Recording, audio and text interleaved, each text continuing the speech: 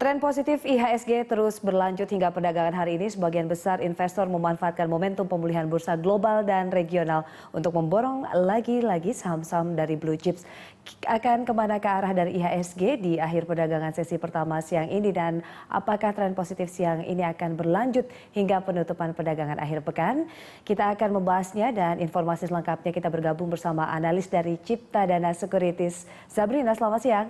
Selamat siang Mbak Indri. Saya lihat tadi juga kita telah menginformasikan bahwa masih di teritori positif ya untuk IHSG di sesi kedua. Dan bagaimana dengan sentimen domestik ini terkait dari paket stimulus yang nanti akan juga dikeluarkan oleh pemerintah? Seperti apa sentimen atau katalis pendorong di sesi kedua?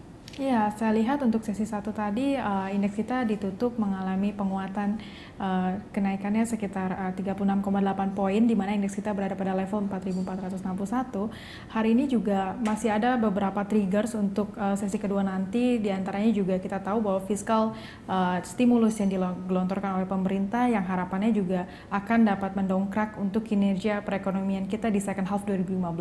Diantaranya kita tahu bahwa tax holiday yang juga akan tujuannya untuk meningkatkan daya saing dan juga dapat menarik investor untuk tetap berinvestasi di Indonesia.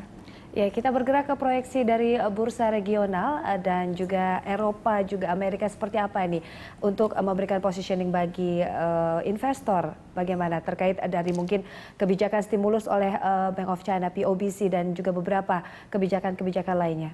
Ya, saya lihat untuk indeks regional sendiri saat ini mengalami penguatan, baik itu indeks Nikkei, China yang juga berada di top value untuk hari ini ya, di mana indeks mereka juga ditutup mengalami penguatan.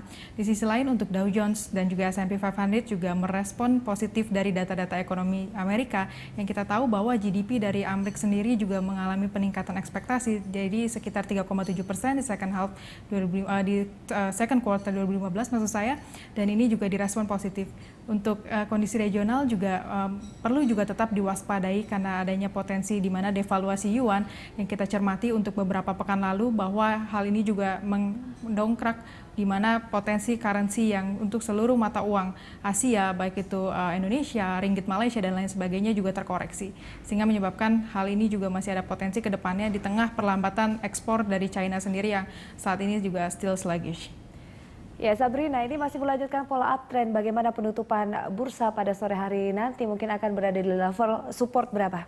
Untuk support, untuk perdagangan indeks kita pada hari ini berada pada level 4.400 dengan resisten di level 4.600, di mana sektor yang paling kita lihat mayoritas mengalami penguatan, diantaranya dari sektor agriculture yang menguat cukup signifikan juga, merefleksikan dengan kondisi oil yang kita tahu bahwa untuk penutupan oil Brent kemarin mengalami peningkatan sekitar 10,25%, dan ini juga direspon positif oleh komoditas agriculture diantaranya CPO. Ya, untuk profit gaining ini seperti apa positioning bagi para investor? Juga kita lihat beberapa dari saham sektor apa saja yang mungkin bisa kita koleksi? Untuk hari ini dengan di tengah inline IHSG kita yang mengalami penguatan, perlu kita cermati beberapa sektor, diantaranya untuk financial sector, di mana banking sektor saat ini juga mengalami peningkatan cukup signifikan. Diantaranya kita tahu bahwa untuk leading movers pada penutupan sesi 1 tadi, top value diantaranya dari Bank Mandiri, Bank BNI, dan juga Bank BRI, itu juga perlu dicermati oleh para investor untuk melihat dengan kondisi di mana para investor telah mengakumulasi pembelian saham-saham tersebut secara gradually, hari ini juga bisa dilepas ketika gain mendapatkan sekitar 2-3%. Baik, terima kasih atas ulasan yang diberikan. Dari Cipta Dana Securities, Sabrina Raisa.